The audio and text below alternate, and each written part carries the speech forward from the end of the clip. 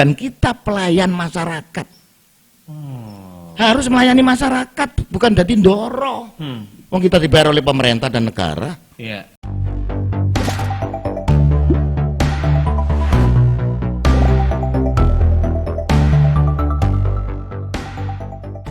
Balik lagi di Line News Today, referensi informasi terkini. Waduh, balik lagi Mas Yuda. Ya, siap. Kita balik lagi dengan narasumber kita yang paling keren, paling gokil malam hari ini ya. Seru banget pokoknya. Mas Yuda dari Dinas KB. Kalau jokesnya di lingkungan dinas-dinas ya, ini juga disebut kadang dinas kondom. Betul, betul sekali, betul. Kenapa? Apa sering bagi-bagi kondom gitu? Ya sering juga. Sering? Ya, sering juga. Baik, Mas Yuda, ini kita nyambung lagi ngomongin tentang keharmonisan rumah tangga ya.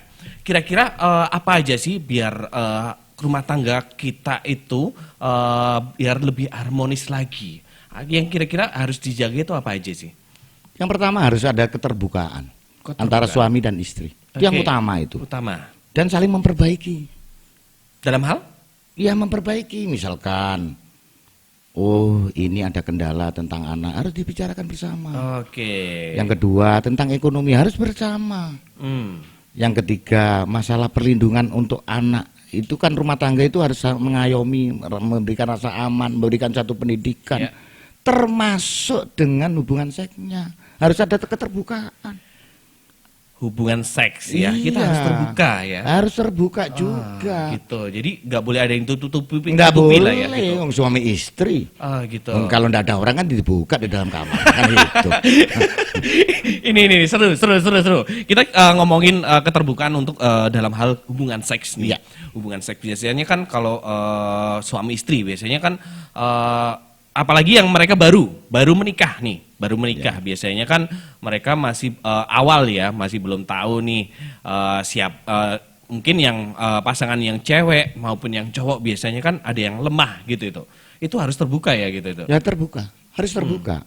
Saling isi, Mas kurang begini, Dek kurang begini, itu harus terbuka. Gitu. Terus kalau semuanya cepat keluar gitu ya. Cepat keluar istilahnya biasanya kan ada yang juga yang mereka punya lemah syahwat gitu itu.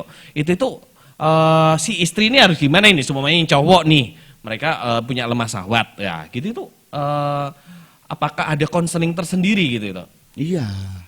Jadi kalau di Indonesia ada dokter Boyke dan sebagainya, itu kan harus itu merupakan satu narasumber yang luar biasa.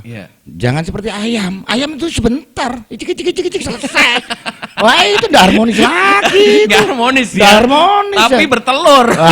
Iya bertelur. Tapi ya bagaimana ya nikmat semua keterbukaan. Nah terus misalkan kita mikir, waduh saya punya utang ini agar lama nggak keluar kan gitu. Oh gitu. Iya. Bisa jadi metode berarti. Bisa jadi metode. Jadi mikir yang lain-lain. Jangan terfokus pada situ. Nanti kayak ayam lagi nanti itu kan gitu. Nah jadi mikir jangan terlalu fokus. Tapi jangan mikir yang lain-lain. Oh wajah yang lain. Jangan. Boleh mikir wajah yang lain. Nanti tambah cepat keluar karena kemungkinan lebih luar biasa gitu loh. Janganlah. Benar. Harus menghormati pasangan kita yang ada di rumah itu. Gitu. Iya. Terus selain itu gaya itu juga perlu ya? Oh sangat penting. Sangat penting. Iya. Oh, gitu. Sangat penting. Iyalah, kita kan juga harus tahu. Tapi jangan yang menyimpangan begitu. Iya. Ya kan yang bukan jalannya jangan. Oh. Yang bukan jalannya jangan. Ya jangan. Saya pernah baca itu mohon maaf ya, seperti kayak jalannya seperti kayak oral sex gitu ya. Itu bukan jalannya kan, tapi itu salah satu yang pernah saya baca loh Pak ya, ataupun oral sex maupun yang cowok atau yang cewek gitu itu. Itu salah satu gimana cara kita untuk membahagiakan istri gitu. Sebenarnya itu semua kan bukan jalannya. Di luar itu bisa. Di luar itu bisa. Jangan terus nanti oral sex, nanti dimasukkan knalpot barang itu nggak boleh. Janganlah. Yang wajar saja itu luar biasa kok. Satu, tempat. Jangan kamar ini, terus dia pindah lah di pegunungan. Oh, gitu. Di pantai, Oke, kan oke. begitu. Nggak lihat tembok saja, agak dibuka kalau malam kalau nggak ada orang, kan gitu. Jadi di suasana itu penting, cari suasana baru. Ah, gitu. Gitu, jangan oral. Wah, keliru nanti oral. Iya kalau nggak gudikan itu. Aduh. Gitu. Oke. Berarti suasananya ya dirubah. Suasana dirubah gitu ya. Terus rasa senang itu ditanamkan. Oke. Rasa cinta itu ditanamkan. Saling senang. Nanti aduh ada pil lain, ada wil lain. Itu bisa tidak konsentrasi itu. Banyak kan sekarang yang Iya. seperti itu. Iya. Nah, makanya perceraian dan sebagainya. Terus mikir lagi besok itu makan apa. Loh itu ya suka cepet keluar itu nanti. Iya. Iya kan, enggak konsentrasi. Makanya kalau kita kepingin harmonis, ya setel TV yang bagus, setel apa. Jadi suara luar enggak. Nanti ada orang lain dengar suara tetangga, suara mungsat nanti. Nah, kan gitu. Ya harus dinyetel yang dikeraskan aja. Nanti kalau enggak ya pengaruh itu kepada hubungan seks. Jadi pengaruh lingkungannya, tetangga itu ada tolong-tolong, ada nanti, oh iya aku belum makan ayam. Berpengaruh itu. Jadi harus fresh, tidur enak, makan sip, mandi dulu. Nanti baunya ndak enak. Ya kan, kelek itu apa? Ketiaknya itu nanti bau. Itu sudah mempengaruhi. Makanya kasih semprot baikon kan. Kasih semprot apa, Rexona tak apa gitu. Biar bagus itu. Minum dulu. Ah, Mas Ida, minum dulu. Aduh, seru banget. Aduh, tegang banget nih ya. Saya tegang loh, ngomong ginian saya tegang banget ini. Maksudnya tegang dalam arti emosi saya menggebu-gebu gitu loh ya, bukan tegang yang lainnya gitu. Oke. Berarti suasana kita harus rubah juga ya gitu ya. Suasananya. Berarti momen, kalau mau ngomong momen nih, biasanya kan kalau udah kadung mungkin kangen udah lama nggak ketemu gitu tuh. Ya. Pulang kerja moro-moro langsung disikat gitu. Wah, itu ya jorok. Jorok. Mana bau ya ndak kuman. Sekarang apalagi ada corona. Ya. Mandi dulu bersih, desinfektan, kasih spray semuanya. Kelek-kelek ini semua, pantat-pantat ya kasih hand body gitu. Nah, biar sip. Mandi-mandi dulu yang bersih, pakai sabun gitu ya. Tips ya itu. Jadi kalau kalian habis beraktivitas, apalagi yang udah yang berumah tangga nih khususnya ya gitu. Jadi kalian harus bersih-bersih badan dulu. Ya. Harus lebih di sterilkan lah badannya gitu. Pakai sabun, habis itu nanti pakai parfum biar lebih jos lagi gitu. Iya. Terus saya juga pernah baca nih Pak, kalau terlalu lama itu juga bahkan kadang ada yang mereka malah nggak harmonis juga gitu loh. Iya panas dalamnya. Panas ya. Anyar mana iki panas ya. Dan bisa lecet. Iya. Iya, ya yang penting ya sedang-sedang saja. Soalnya ada yang pernah saya baca itu mereka yang cewek itu malah menuntut gitu. Dituntut malah minta cerai gitu karena terlalu lama gitu loh. Iya, enggak kuat. Iya. Enggak kuat. Makanya harus ada keterbukaan. Mas, Pak, siapapun itu. Iya. Siapapun itu maksudnya suami istri gitu ya. Saya senangnya tidak terlalu lama. Istrinya juga gitu. Saya senangnya lama. Lah ini dipadukan, yang berbeda ini dipadukan. Karena rumah tangga ini dua sifat karakter yang dijadikan satu. Jadi sulit loh sebenarnya dua karakter, dua manusia Adam dan Hawa dipersatukan. Iya. Nah ini harus adanya satu pengertian bersama. Itu jangan ndak usah egois. Lakinya egois, kepingin lama, perempuannya kepingin sebentar karena panas gitu ya. Ya kalau ada hand body. Jadi harus ini ditanamkan benar. Harus ada keterbukaan. Nggak boleh egois, laki-laki nggak boleh egois, perempuannya nggak boleh egois. Nanti perempuannya kukur-kukur gini sampai hitung genteng. Ya nggak boleh, itu nggak menghargai itu. Iya, itulah. Sama baca koran iya. Saya sama baca koran. Sudah, Sudah gitu. Loh, wes tak, Pak. Nggak boleh juga itu. Nggak boleh. Ya. Oh gitu. Ya. Karena dengan adanya tidak keterbukaan itu nanti akhirnya akhirnya ada sesuatu yang menyimpang juga gitu Pak ya. Iya. Mm-mm. Iya. Kalau boleh tahu nih untuk standarnya untuk apa ya berhubungan badan untuk suami istri yang berkeluarga itu yang bagus itu berapa kali sih Pak? Mungkin dalam sebulan atau seminggu atau sehari? Wah, kalau sebulan kelamaan itu. Kelamaan. Nanti kokul keluar semua itu. Iya, kalau diempat kukulnya Iyalah keluar semua nanti. Jadi yang standar-standar saja, jangan sehari 3 kali kayak makan pil. Ya, double itu nanti semua. Double. Iya. Jadi yang standar ya misalkan kalau seperti usia di atas 40 tahun itu ya 2 kali dalam seminggu. 2 kali dalam iya. seminggu. Kalau kepingin ya istri enggak boleh nolak. Iya. Kalau istri kepingin laki-laki enggak boleh nolak. Iya. Jangan enggak boleh egois. Kebersamaan ini juga penting. Iya. Pengertian dua belah pihak ini juga penting. Dan itu merupakan satu kebutuhan biologis seseorang setiap manusia. Iya. Itu. Ya. Itu ya. Seperti khutbah nikah ya kita pada malam hari ini. Jadi kebutuhan-kebutuhan rumah tangga itu bukan hanya kebutuhan sehari-hari, istilahnya kebutuhan secara ekonomi, tapi secara biologis juga penting sekali. Iya. Gitu. Di antaranya keterbukaan itu tadi gitu ya. Jadi semuanya kalau pasangan kita mungkin lemah syahwat, keluarnya cepat gitu, ini harus diomongin karena itu nanti biar mencegah yang namanya penyimpangan-penyimpangan itu tadi gitu. Oke.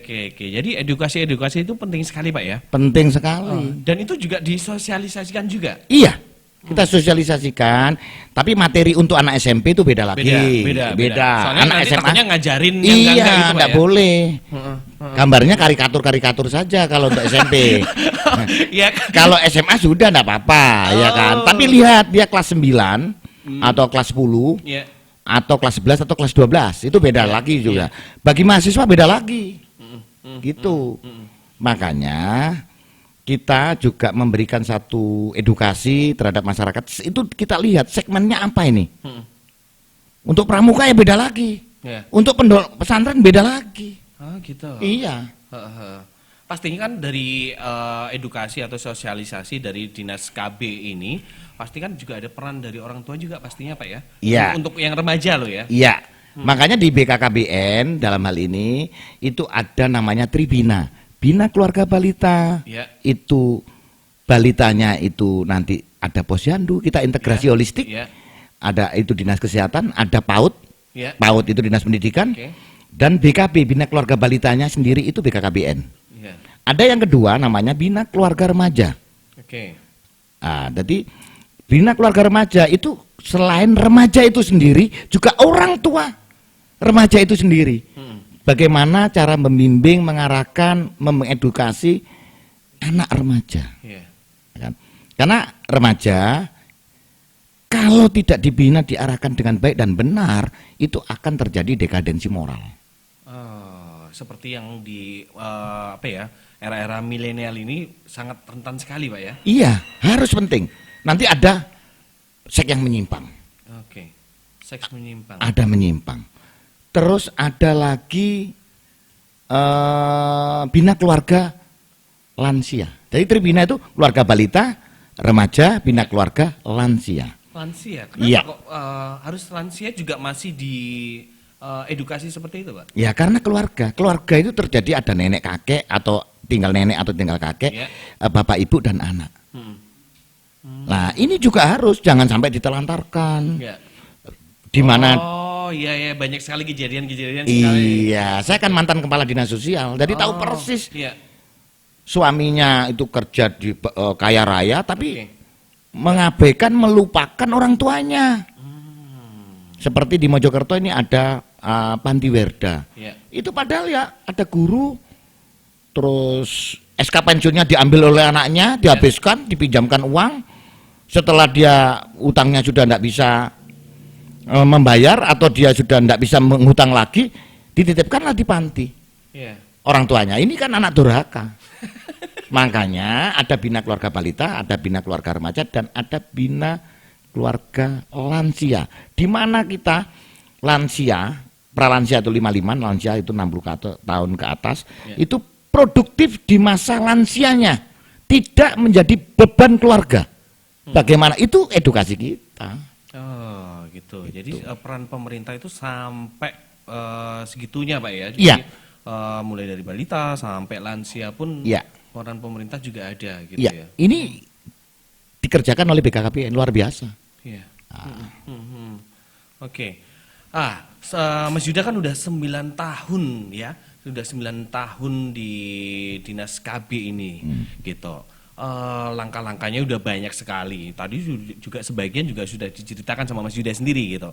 Prestasi-prestasinya di tahun 2020 ini ada apa aja sih? Dengar-dengar banyak sekali yang sudah diraih sama Dinas KB ini di bawah kepemimpinan dari Mas Yuda. Apa aja? Ya, saya capaian 1 juta aseptor nasional yang dapat MURI itu BKKBN itu saya juara 2, menyisikan 544 kabupaten kota di Indonesia. Wow, nasional. Terbanyak ya? nasional. Oke. Pelayanan MIK Harapan 1 nasional. Iya. Tapi capaiannya saya mencapai 650,4%. Jadi 650,4%. Iya. Capaiannya dari target PPM, perkiraan permintaan masyarakat. Iya. Dan itu yang nasional. Nasional. Ya, Oke. yang untuk juara-juara 1 di Jawa Timur saya dapat 5. Oh. 5. Iya. Apa aja itu, Pak? 1. MOW terbanyak. Atau steril. Oh. Atau tubektomi. Hmm. Itu terbanyak. Iya. Yang kedua, IUD terbanyak juara 1 di Jawa Timur. Kalau IUD ini apa ini? IUD yang ini yang kayak spiral itu, gitu. yang dimasukkan di dalam Iya, itu, iya. di dalam gua itu, mana itu. Oke. Terbanyak itu. IMP, kader saya juara 1, LDU non PNS saya juara 1. Iya. Terus capaian secara umum saya juga juara 1. Ini nanti bersama TNI saya pasti juga harus juara 1. Tepuk tangan dong. Berarti banyak itu juga ya istilahnya yang dimasukin dari Dinas KB ini juga banyak, bukan hanya warga umum aja. Ya. PNS non PNS tadi juga ada. Ya. Dan TNI juga ada ya. Ada. Ini bersama TNI saya juga harus juara. Karena TNI ini kan sekarang fungsi teritorial. Iya. Jadi penting itu untuk mengedukasi, untuk sebagai pelopor, untuk bagaimana Babinsa itu memberikan satu penjelasan. Babinsa juga kader vasektomi kan gitu ya. Nanti juga hari kontrasepsi sedunia, saya juga pasti harus juara 1. Wow. Tingkat nasional harus itu. Iya, iya. Karena saya saya itu gila penghargaan. Wah, hebat. Oke. Dan itu parameter sakit saya, sistem akuntabilitas kinerja institusi pemerintah. Iya. Saya harus berhasil itu. Nggak berhasil ya percuma pemerintah menggaji kita. Iya. Nah gitu. Pastinya juga ada peran dari support dari ini tadi ya, berbagai sektor ini tadi, Pak. Iya, dari BKKBN, kepala daerah, legislatif, itu semua berperan, termasuk stakeholder yang lain, termasuk tokoh kunci atau key person di masyarakat. Berarti edukasinya benar-benar ngena sekali lah ya. Jadi kan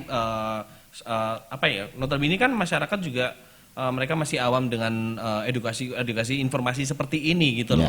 Kadang kan orang, aduh nggak mau ya itu tadi seperti tadi mungkin pakai pil KB mereka males, takut gitu itu. Habis itu pakai spiral juga mereka takut mungkin sakit atau apa lah gitu seperti itu. Tapi keberhasilan ini tadi adalah capaian yang benar-benar bagus sekali, Pak ya.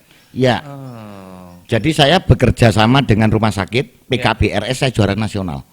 Pelaksana program keluarga berencana rumah sakit yang dikerjakan oleh rumah sakit saya juara 1 nasional. Pusat informasi konseling remaja itu saya juga juara nasional. Iya kan? BKB saya juga juara nasional. Jadi semua harus kita itu punya nurani bekerja itu, memahami tupoksi kita, mengedukasi sebaik mungkin, dan kita harus menghormati setiap orang. Tidak boleh kita menyebut, oh itu plural, enggak boleh. Itu bangsa kita. Sama dengan kita ketemu WTS atau wanita harapan, lebih halusnya ya. Jadi ada wanita tunasusila, tidak boleh seperti itu. Kalau menurut saya wanita harapan, karena dia masih punya harapan. Benar itu. sekali. Ya. Terus metode apa sih yang digunakan kok sampai mencapai keberhasilan ini tadi Pak gitu? Apa sistemnya seperti tadi Kismi gitu itu? Ya betul. Oh, Kismi itu nomor satu paling situ. nomor satu. Kita kemauan bekerja bisa enggak? Bukan kita sebagai kepala dinas formalitas. Iya. Oh, dari kepala desa, dari kepala dinas, Ya. terus duduk saja, wes pura-pura apa yang dikatakan Mukhtar Lubis itu munafik atau hipokritis, tidak perlu, itu bukan zamannya. Iya. Jadi yang penting kita paham benar, kita laksanakan dengan baik, kita sebagai abdi negara, abdi masyarakat, kita pelayan masyarakat, kita layani dengan baik dan benar. Tidak peduli siang malam, Iya. itu kita laksanakan dengan baik, dengan tulus benar. Oke. Nggak boleh terus, wah besok saja Senin ini libur, nggak boleh itu. Mana kita nanti penghargaan dari orang yang menilai kita itu. Iya. Harus laksanakan dengan baik dan benar. Kita sebagai abdi masyarakat, kita sebagai pelayan masyarakat, kita melayani. Biar tidak terjadi, karena kita ranking berapa di dunia ini untuk jumlah penduduknya. Iya, benar sekali. Iya. Bagaimana tumbuh seimbang, gitu loh ya. Iya. Laju pertumbuhan penduduknya bagaimana, Ya. total fertility rate-nya bagaimana, Ya. CPR-nya bagaimana, itu harus dipunyai konsep itu pada setiap kepala dinas. Oke. Ya, Data itu penting sekali berarti. ya data itu nomor satu. Mm-mm. Mm-mm. Dan jangan mengabaikan media. Media itu nomor satu Iya. Untuk sosialisasinya. untuk sosialisasi. Saya pernah dapat penghargaan newsmaker. Newsmaker. Iya. Buset. Terus. Saya pernah dapat dari iNews. Oke. Saya pernah dapat dari Sindo. Mm-mm. Karena saya pernah mengekspos tentang dekadensi moral. Kita krisis moral, dekadensi moral. Oh. Pernah saya ekspos itu dua hari berturut-turut HL. Mhm. Seperti apa itu? Dekadensi Moral. Jadi, moral. penurunan moral. Oh, oke. Dekadensi Ya. moral. Ya. Banyaknya seks bebas, banyaknya penyimpangan seks, banyaknya video porno, Iya. banyaknya siswa itu lihat video porno dan lain Iya. sebagainya itu. Iya. Itu harus kita edukasi supaya tidak terus menerus atau perubahan kelamin. Oke. Di Mojokerto ada perubahan kelamin, ada Operasi, satu maksudnya kasus. operasi? Ya, operasi, ada satu, seorang pelajar itu. Ya. Makanya yang hamil sekolah dasar ada 9 di Mojokerto itu. Masya Allah. Iya. Ada. Dan saya pada waktu itu ngajak seluruh wartawan itu. Iya. Makanya kalau ketika kita lihat ada siswi hamil, itu akan kami bagi 3. Oke. Apakah dia jual diri? Iya. Apakah dia korban ingkar janji? Atau dia korban perkosaan? Iya. Itu harus kita identifikasi benar. Oke. Dan sekolah tidak harus serta-merta mengeluarkan, kecuali dia jual diri. Iya. Itu loh ya. Makanya bagi korban pelecehan, korban pemerkosaan, itu selayaknya masih punya kesempatan untuk mendapatkan pendidikan yang layak. Gitu. Ya. Jadi nggak serta-merta mereka langsung dikeluarkan Iya, gitu. Habis itu jangan. mereka putus sekolah gitu. Iya, ya. jangan. Oh, gitu. Tapi saya juga di Mojokerto menyiapkan sekolah inklusi. Iya. Sekolah inklusi, sekolah yang untuk berkebutuhan khusus itu.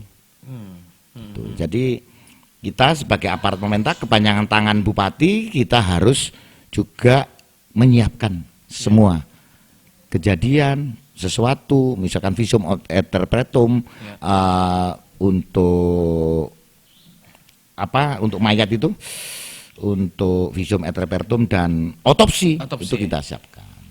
Oh, gitu. Iya. Iya.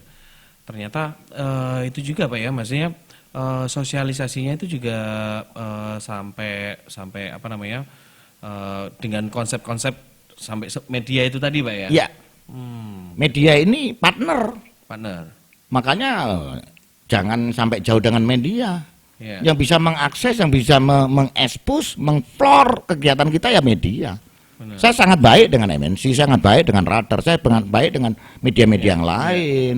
nggak malah jadi blunder ya, maksudnya biasanya kan takut ini Mojokerto seumpamanya ini di kabupaten ada yang hamil anak SD itu seperti tadi, nggak malah jadi blunder Pak ya, itu Enggak, yang itu malah penting harus kita itu juga ya. iya, tapi yang penting jangan mukanya kita tampakkan karena ada Undang-Undang 2003 tahun 2002 tentang perlindungan anak yang dirubah dengan Undang-Undang 35 tahun 2014 gitu ya. Inisial bunga lah biasanya gitu bunga atau kalau laki-laki bondet gitu ya. Nah, itu bondet. Seru banget. Banyak sekali kejadian-kejadian seperti itu memang sekarang ini benar-benar krusial sekali Pak ya. Degradasi moralnya itu parah sekali ya kalau ini. Mojokerto khususnya mungkin. Ya, awal-awal saya 2011 saya identifikasi 2012 2013 mulai tampak itu dekadensi moralnya. Mulai tampak sehingga kita bagaimana kita action. Bagaimana kita melakukan satu kegiatan yang nyata.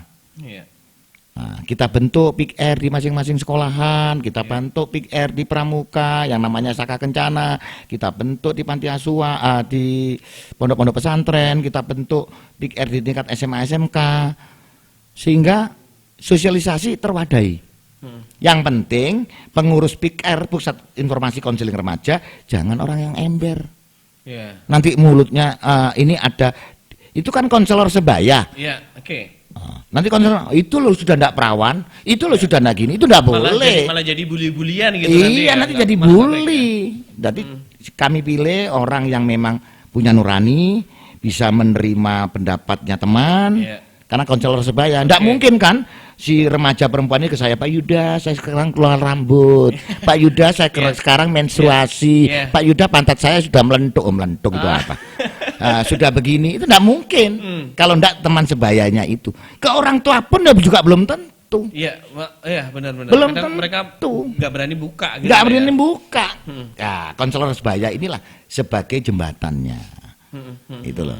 Jadi konselor sebaya ini program yang paling bagus yang dilakukan oleh BKKBN seluruh Indonesia. Ini sangat bagus. Jadi untuk pembangunan manusia, terciptanya keluarga yang harmonis itu berangkat dari persiapan generasi sejak awal, sejak mulai kandungan diperhatikan gizinya, bagaimana kasih sin atau apa itu supaya yang banyak makan ikan, makanya di tempat saya juga ada gemar makan ikan. Gemar makan ikan. Itu penting. Gitu. Ya. Menyikapi itu tadi nih, konsul entah terhadap sama teman atau orang tua gitu. Ada sih temen juga nih, yang di luar sana juga ada cerita-cerita juga sih. Temen kalau di rumah dia pulang gitu itu biasanya cowok nih Pak ya. Cowok dia kalau pulang cowok gitu itu. Jadi di rumahnya dia itu bersikapnya seperti cowok gitu. Tapi kalau di luar dia itu menyimpang gitu loh. Seperti itu. Itu apakah orang tua juga harus berperan sekali itu Pak ya gitu. Iya. Untuk memonitor gitu loh. Iya. Jadi kita lihat kehidupan remaja ini berapa jam sih di sekolah? Berapa jam sih dia di rumah? Jadi ini jangan semata-mata menjas kesalahan daripada guru, menjas kesalahan daripada orang tua. Tidak, semua berkepentingan, semua bertanggung jawab tentang tumbuh kembangnya anak dan remaja di Indonesia. Berarti orang tua maupun guru itu juga berperan. Intinya kalau khususnya orang tua nih, orang tua mungkin kan mereka harus menjaga, harus tahu lah. Kamu berteman sama siapa, pulang sama siapa gitu ya. Tapi caranya tidak seperti itu. Gitu. Kamu kan itu kan menghakimi. Sampai bukan penyidik. Gitu. Nah, yang halus dengan bahasa yang enak dengan anak. Kamu keluar dengan siapa? Ya lari anak nih. Ya kan, nanti rambutnya berdiri semua, nanti dia ketakutan malah jauh dengan orang tua kan begitu. Waktu makan waktu bersantai, harus ada satu pendekatan yang bagus secara personal, secara kekeluargaan kepada anak, itu yang paling penting. Karena biasanya anak yang mengalami dekadensi moral, anak yang biasanya dari keluarga broken home. Iya, itu. Ya, jadi mereka akhirnya si anak itu tadi mereka mikir gitu Pak ya, istilahnya seperti itu ya. Mungkin Iya. akhirnya merasa meskipun yang disakitin mungkin orang tuanya Iya. dan yang merasa tersakiti, tapi anak itu juga tersakiti gitu ya. Iya. Oh gitu. Jadi banyak sekali penyimpangan. Penyimpangan itu apa aja sih Pak? Banyak. Kalau untuk apa ya anak-anak gitu itu tadi. Ya, jadi gini, ada yang dulu istilahnya LGBT, Oke. ada lesbi, Oke. gay, bisek, dan transgender. Itu pernah saya Heeh.